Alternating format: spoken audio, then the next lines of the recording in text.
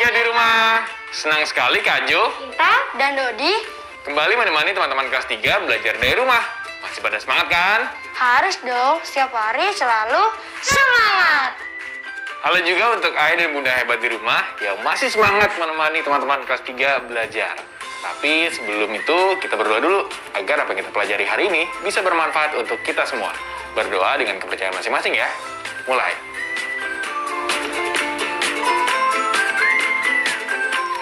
Selesai.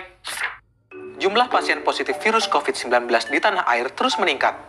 Masyarakat dihimbau untuk jaga kesehatan untuk menekan laju penyebaran virus COVID-19 karena peningkatan ini menyebabkan keterbatasan fasilitas kesehatan dan tenaga kesehatan. Tuh, denger kan? Karena pandemi kita nggak bisa sembarangan untuk pergi ke rumah sakit. Sebisa mungkin kita jangan sampai sakit. Pandemi itu apa sih, Kak? Iya, Kak. Terus kenapa kita bisa kekurangan tenaga kesehatan? Terus tenaga kesehatan itu apa, Kak? Kayaknya ada yang lebih jago untuk menjelaskan ini dibandingin Kak Jo deh. Siapa, Kak? Kalian ingat nggak Tante Suci? Beliau kan dokter di salah satu puskesmas kecamatan di Jakarta. Oh iya, Dodi ingat. Dulu waktu aku kena cacar, Bunda telepon Tante Suci untuk menanyakan obatnya. Iya benar. Kak Jo mau mengundang Tante Suci ke sini. Kalau mengundang ke sini sepertinya kemungkinan besar nggak bisa deh Tante Suci. Kak Jo coba video call aja ya. Iya, Kak. Oke, Kak Jo coba telepon ya. Teman-teman di rumah, kita akan mendengar lebih jelas jawaban pertanyaan-pertanyaan tadi langsung dari seorang dokter. Ikuti perbincangan Kak Jo, Dodi, Sinta, dan juga Dokter Suci. Halo Jo. Halo Tante Suci. Halo Tante Suci. Halo Sinta, Dodi. Wah, kalian sudah gede-gede ya? Iya, Tante. Tante, sapa juga teman-teman kelas 3 di rumah ya. Kami lagi belajar bersama di rumah nih. Mereka ingin kenalan sama Bu Dokter. Oh, halo. Halo teman-teman kelas 3 di rumah. Perkenalkan, saya Dr. Suci Rahayu Evasa. Boleh dipanggil Bu Dokter Suci. Saya bekerja di Puskesmas Kecamatan Cilincing, Jakarta. Nah, ada yang mau ditanya? Boleh, silakan. Dodi, panggilnya Bu Dokter aja deh kalau gitu. Wah, boleh. Ini Bu Dokter. Di TV tadi ada berita. Katanya saat pandemi ini banyak rumah sakit yang kekurangan fasilitas dan tenaga kesehatan. Pandemi artinya apa sih Bu Dokter? Pandemi itu adalah wabah penyakit yang telah menyebar secara luas ke seluruh dunia, seperti COVID-19 ini. Jadi, ini penyakit yang sudah menjadi masalah besar bagi bangsa-bangsa di dunia. Seperti itu. Pandemi ini disebabkan penyakit yang bernama COVID-19 ya Bu Dokter? Ya, benar. Disebabkan oleh penyakit COVID-19. COVID-19 ini adalah penyakit yang disebabkan oleh infeksi virus corona yang menyerang sistem pernafasan manusia. Nah, gejala umumnya seperti demam, batuk, lelah, sakit kepala. Gejala lainnya seperti kehilangan indera perasa, indera penciuman, dan lebih gawatnya lagi bisa terjadi sesak nafas. Nah, penularannya berasal dari droplet manusia yang merupakan percikan-percikan dahak yang dikeluarkan saat manusia berbicara, batuk, bersin, dan penularan berikutnya dari kontak fisik. Misalnya, kita bersalaman, berjabat tangan, atau menyentuh benda-benda yang terinfeksi virus corona. Terus tenaga kesehatan itu apa Bu Dokter? Nah, tenaga kesehatan itu adalah setiap orang yang mengabdikan ilmunya di bidang kesehatan, yang mempunyai ilmu pengetahuan dan keterampilan di bidang kesehatan, dan juga bekerja di fasilitas kesehatan. Nah, tenaga kesehatan itu menurut Undang-Undang Nomor 36 Tahun 2014 terdiri dari tenaga medis seperti dokter, tenaga farmasi, tenaga kebidanan, tenaga keperawatan, tenaga gizi, tenaga kesehatan lingkungan, dan tenaga kesehatan masyarakat lainnya. Nah, peran tenaga kesehatan banyak loh adik-adik. Nah, seperti di puskesmas, peran tenaga kesehatan tidak hanya memeriksa dan mengobati pasien, tapi juga memberikan edukasi kesehatan, promosi kesehatan, dan penyuluhan kesehatan. Sedangkan di rumah sakit, perannya merawat dan mengobati orang sakit. Wah, luar biasa ya peran tenaga kesehatan. Maka sudah seharusnya kita berterima kasih kepada tenaga kesehatan ya, yang sudah memberikan pelayanan terbaik sepenuh hati dalam rangka melindungi masyarakat. Terima kasih tenaga kesehatan Indonesia. Kalian pahlawan Indonesia. Wah, terima kasih kembali Jo, Sinta, dan Dodi. Dan adik-adik kelas 3 di rumah, kalian juga bisa sebagai pahlawan kok di rumah dengan cara menjaga kesehatan di rumah. Dan jangan lupa menjaga kesehatan dan disiplin 5M. Kita doakan agar para pahlawan kesehatan bisa tetap sehat. Iya, benar. Wah, pintar-pintar sekali nih ponakan Tante. Makasih ya penjelasannya Tante. Sampai ketemu ya. Salam buat ayah bunda kalian. Iya Tante, sampai ketemu. Dadah. Hai anak bunda, ini bunda bawain cemilan buat kalian belajar. Makasih Bunda. Makasih Bunda. Waduh, Kak Joho dapat telepon nih. Oh, dari organisasi sukarelawan. Bunda bisa gantiin Kak Jo nggak baca cerita barengan sama Dodi dan juga Sinta? Karena Kak Jo harus angkat telepon nih. Oh, dengan senang hati. Nih, Sinta. Makasih ya, Bunda. Sinta dan Dodi, Mbak Tika sama Bunda dulu ya. Iya Kak Jo. Oke kak.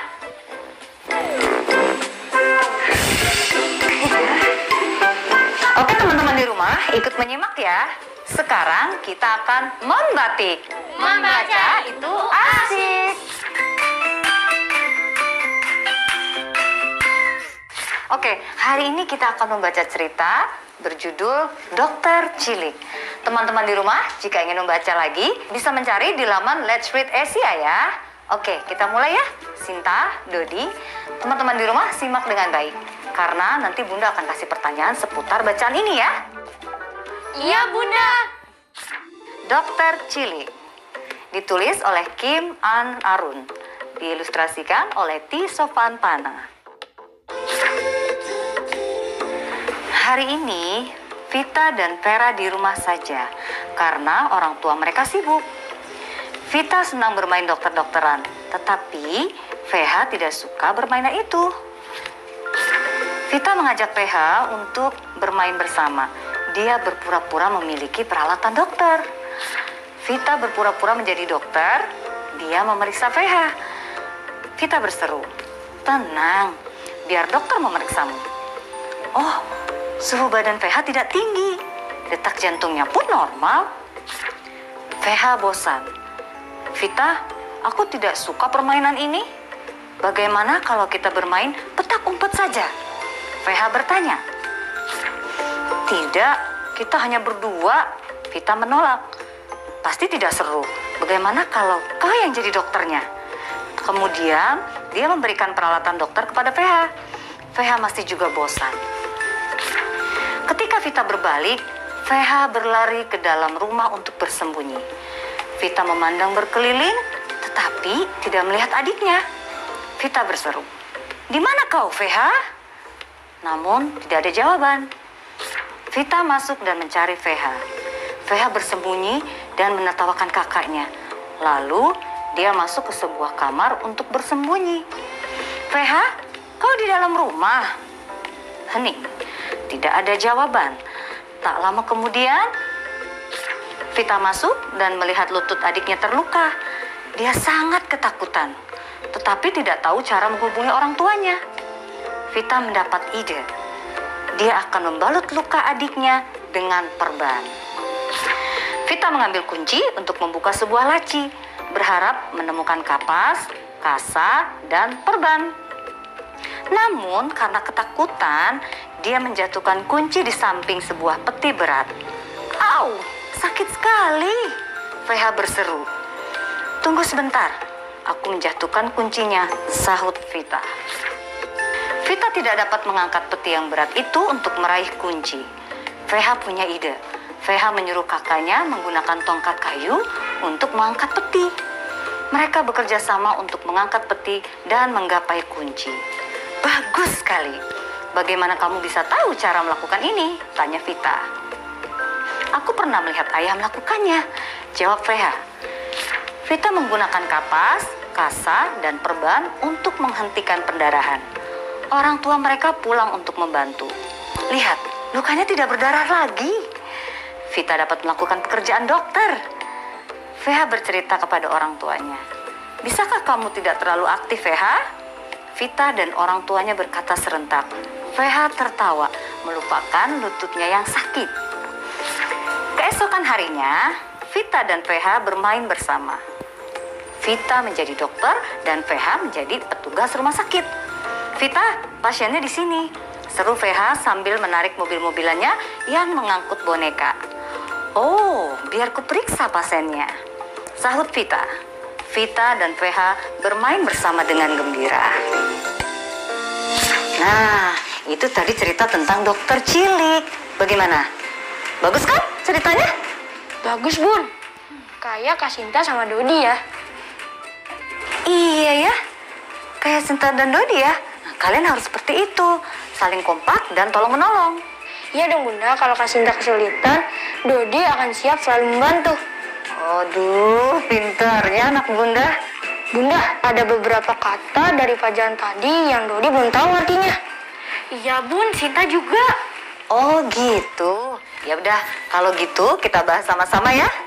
Dalam kota baru. Kosakata baru.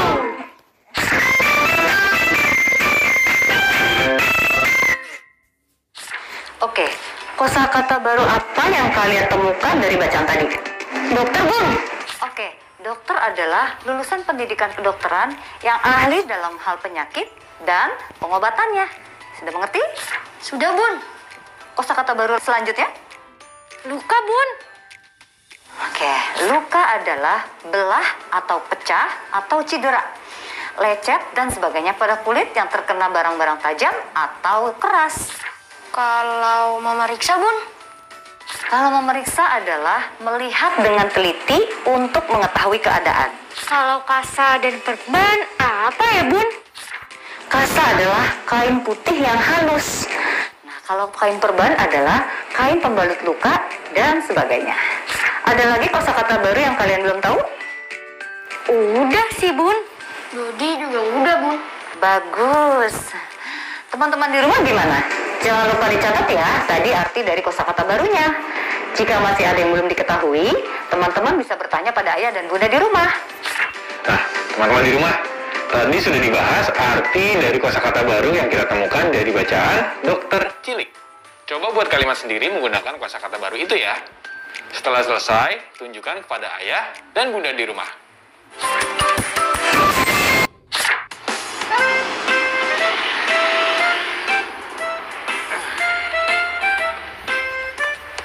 Ini bang helmnya.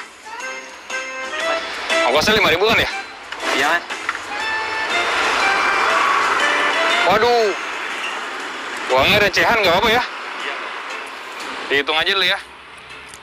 Nih.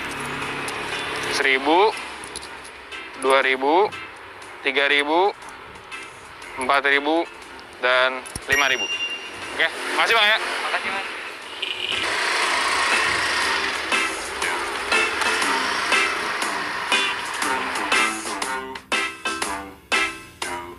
Nah, teman-teman di rumah, baru aja Kak Jo naik ojek dari rumah teman. Nggak jauh dari sini. Ongkosnya tadi Rp5.000. Kak Jo bayar menggunakan uang logam. Ada yang ingat tadi uang logam berapa? Uang yang Kak Jo bayarkan adalah 4 buah logam pecahan 1.000 dan 2 buah logam pecahan 500. Jika dijumlahkan, 4 logam 1.000 jumlahnya menjadi 4.000 dan 2 logam 500 jumlahnya jadi 1.000. Totalnya 4.000 ditambah 1.000 jadi Rp5.000. Jo, Mau aku bantuin? tolong pegangin ya. Ya, Belanjaan apa? bunda mau bayar dulu. Oke. Jadi 5.000 ya bang? Iya, Bu. 2.000, 4.000, 5.000 ya. Makasih ya bang ya. Terima kasih, Bu. Sama-sama.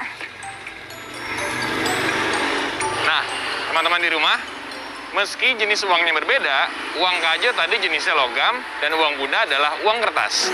Dan meskipun nilainya berbeda, uang Kajo terdiri dari 1.000 dan 500 rupiah, sementara uang Bunda nilainya 1.000 dan 2.000. Totalnya uang kami adalah sama, 5.000 rupiah.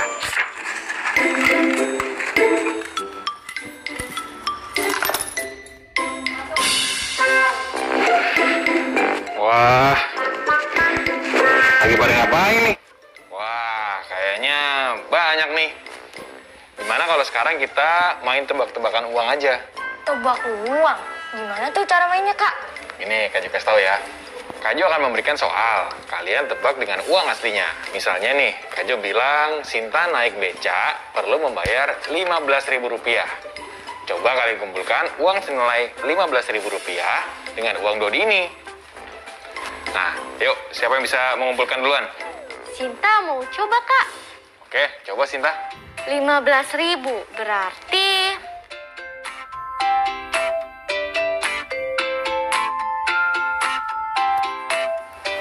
ada 2 lembar 5 ribuan. Terus ditambah 2 lembar uang 2 ribuan. Tinggal tambah 2 koin 500-an deh. Lengkap deh, totalnya jadi ada 15.000 rupiah. Nah, betul Sinta.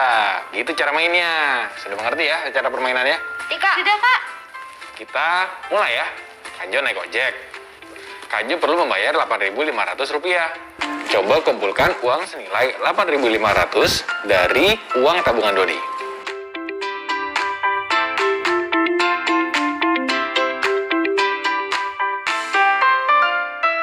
Dodi udah, Kak. Oke, kalau gitu coba Kak Jo cek ya. Teman-teman, ikut hitung sama-sama ya. Dodi perlu mengumpulkan uang sebesar 8.500 rupiah. Ini yang sudah Dodi kumpulkan adalah 3 lembar 2.000 rupiah, 2 buah koin 1.000, lalu terakhir adalah 1 koin 500. Totalnya adalah 8.500 rupiah. Gimana teman-teman di rumah? Jawaban Dodi benar atau tidak? Iya, benar. Lanjut ya.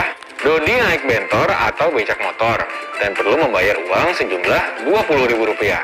Siapa yang bisa mengumpulkan uang sejumlah itu? Yuk, coba. Sinta, Kak. Oke, Sinta, coba sebut dan juga tunjukkan uang yang sudah kamu kumpulkan ya. Dodi perlu membayar bentor seharga 20.000 rupiah. Ini ada 1 lembar 10.000 dan 2 lembar 5 ribuan. Jadi totalnya 20.000 rupiah, Kak.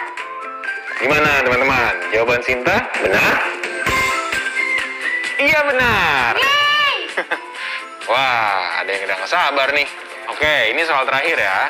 Jika Bunda naik angkutan umum kota atau angkot dan perlu membayar sejumlah 17.500 rupiah, siapa yang bisa mengumpulkan uangnya sejumlah itu?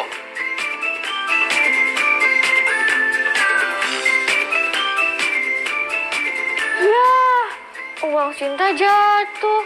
Dodi selesai, Kak. Coba sebutkan dan juga tunjukkan kepada teman-teman di rumah uang yang sudah kamu kumpulkan.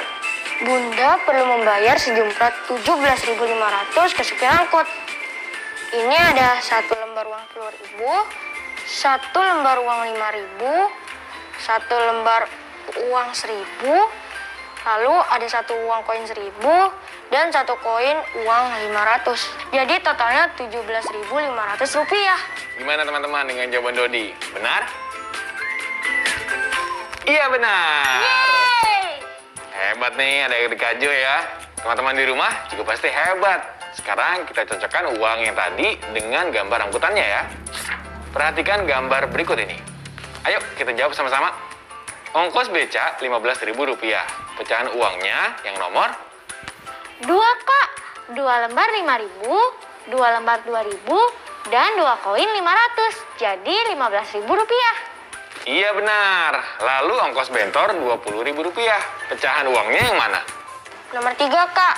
1 lembar 10.000 dan 2 lembar 5.000, jadi 20.000 rupiah. Bagus. Lalu ongkos ojek 8.500 rupiah. Pecahan uangnya yang nomor? Nomor 4, Kak.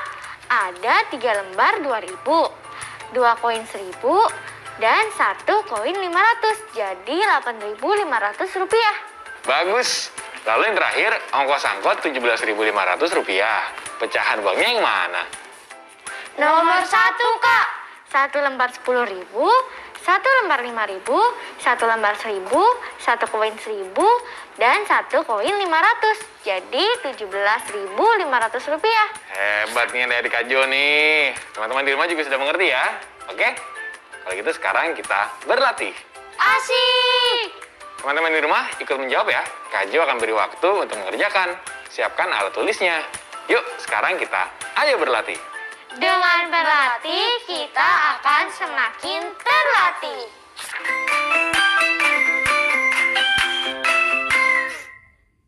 Oke, sekarang jawab pertanyaan Kak Jo ya. Dengan jawaban murah atau mahal. Kita perhatikan lagi gambar tadi. Berdasarkan gambar ini, harga menaiki beca lebih apa dibanding harga menaiki ojek? Oke, siapa yang bisa jawab? Sinta, Kak. Lebih mahal, Kak. Harga menaiki beca lebih mahal dibanding menaik ojek. Bagus.